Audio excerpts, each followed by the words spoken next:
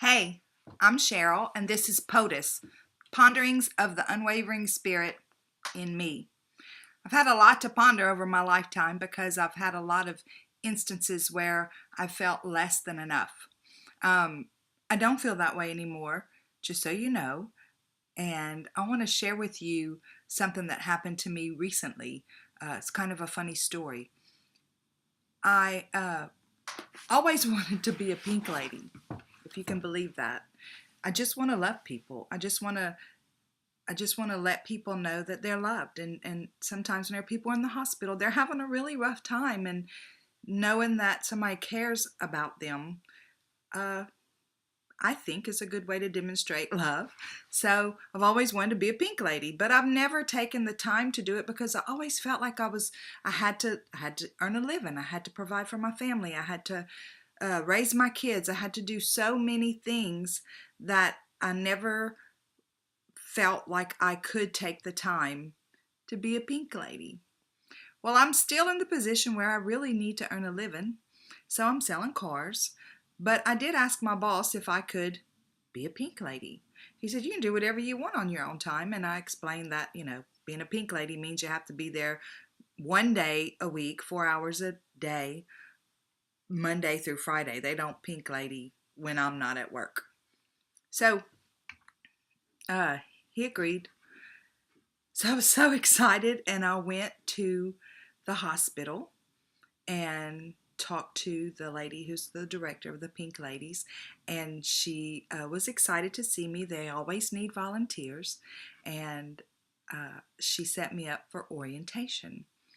So we go to orientation, and it's on a Tuesday, and so I had to miss work for that.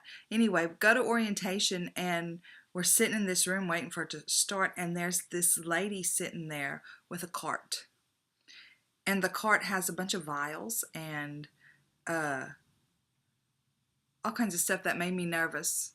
And I said, "What's that cart for?" And she says, "Oh, I'm the health coordinator or something like that, and I'm here to give y'all your flu shots."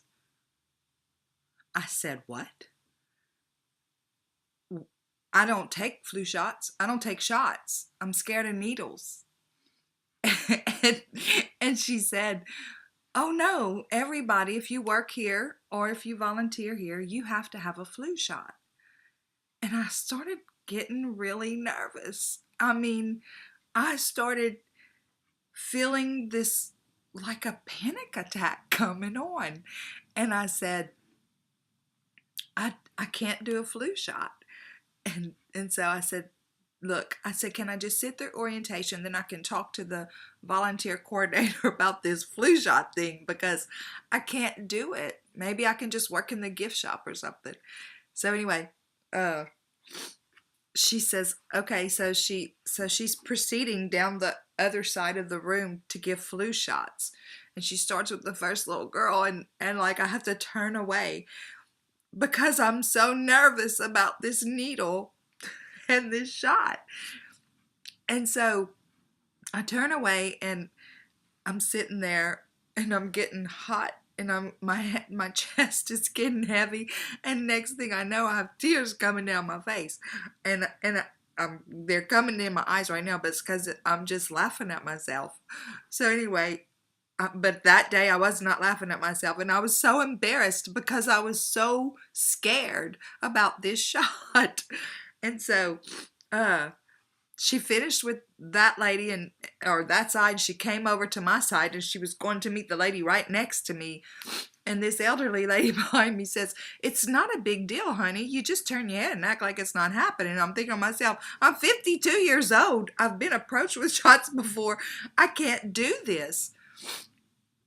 Anyway, so she goes to the little girl next to me, and then I really start getting nervous. So I and maybe she could see the color was draining from my face. I don't know. She says, "Why don't you go ahead and step out into the hallway and just rest out there until I'm done with this part?" I said, "Okay." So I went outside, texted a friend of mine, and I said, "They're wanting to give me a shot. I cannot do a shot. I will not be able to be a volunteer if I have to take a shot." So anyway, he texts back and he says, "Use God. Ask God to help you." I said, "Nope." That's not even an option. I do not want to take a shot. So I left there. It was the day that it was so cold that everybody was shutting down. So I left there. We took a break, and then whenever we went back, they decided that it was, not, they weren't going to keep us because the roads were getting frozen and all that stuff. Anyway, so I'm getting ready to leave, and this lady calls me into her office, and I said, "Are you fixing to fuss at me about not wanting a flu shot?" And she said, "Yes." I knew her though, so I didn't really feel like I was getting fussed at. Anyway, she says, "Cheryl, you have to take this shot if you want to volunteer." I said, "No, I can just work in the gift shop." And she said, "No," she says, it's not just to protect you, but it's to protect our patients and their families that come in." She says, "And you can be contagious with the flu days before you ever have a symptom. So if you are not willing to take a flu shot, we cannot let you volunteer." And so I said, "Well, what about non-flu season? Can I volunteer in non-flu season?" So she says, "Well, I don't see a problem with that. April through September, I think it was, you could volunteer without taking a flu shot." So I was like, okay, so I left there. Okay, so let's fast forward a few days. I'm driving down the road, and I'm thinking to myself, why can't I just love people without taking a flu shot? I just don't understand it. And I'm not laughing when I'm just laughing now because it's so funny, but I wasn't laughing then. I was just really pondering that question. Why can't I just love people without having to take a flu shot? So it's like all of a sudden, it's like all I want to do is love people, and they want me to take a flu shot. It's like all of a sudden I hear this voice, not audible, it's like in my spirit, and he says, "You always said you wanted to be like Jesus. That's your goal." And I said, "Yeah, I want to be like Jesus. Jesus crawled on a cross for you, and you can't, to show he loves you, and you can't take a flu shot to go love people. What's wrong with you?" And then I just busted out laughing, and I started thinking, how silly of me to be so scared about a flu shot. Really? And so then my analytical brain starts working. I'm starting to think, what is it exactly that I'm nervous about? And I'm nervous about the needle itself. Well, it can't be that, because whenever I had my second child, trying to have my first one without an epidural had me screaming for an epidural probably about 8 or 10 hours into labor. But then when it was time for the second one, I said, "Oh, no, we're doing an epidural." And I did, for all my births. But anyway, so it can't just be the needle. So then I'm thinking it has to be that they're injecting this medicine into me, because I'm okay with blood work. I get nervous and I cry, but I'll go get blood work. So maybe it's just that they're putting medicine into me, but that can't be it either, because I'm always willing to take the oral dose if, a Z-Pack or something like that instead of the shot. So it can't be that either. So it's just this silly little mind game that I've been playing with myself all these years about this silly shot. And it's like, okay, I'm going to take a flu shot, and I'm actually going to go this week, and I'm going to take that flu shot, and I might cry, but I'm still taking that shot because I want to go be a pink lady. Anyway, so I guess today I wanted to ask, what is the needle in your life that's keeping you from doing something that you want to do? And have you ever thought about just stopping to analyze it and say, okay, exactly what am I scared of? Remember I told you I didn't want to do these vlogs because I was worried about what people think. And I've done a few of them now, and it's like, whoever doesn't like them, they're not telling me, that's good, that's cool. But I'm okay with that too, because I enjoy doing them, and I enjoy the feedback that I get from you guys.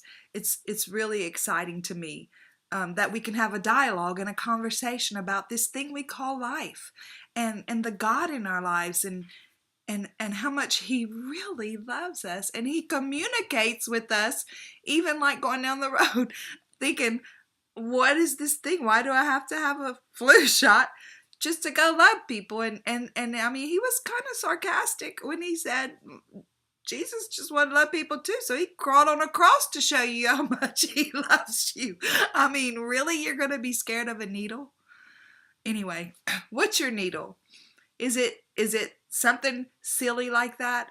Is it something that you just had in your mind that you just can't overcome? But when you stop and break it down really and truly, go do what you desire to do. Go do what you feel called to do in this world. And don't let anything stop you. Don't let those fears stop you. There's really two base emotions in the world, love and fear.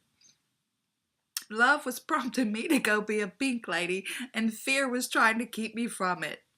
That's the only two emotions there are in the world. So in this case, I'm just going to decide to let love win, and I'm going to take the shot. Anyway, I'm Cheryl. This is Ponderings of the Unwavering Spirit in Me. You go out and have a super day. Bye.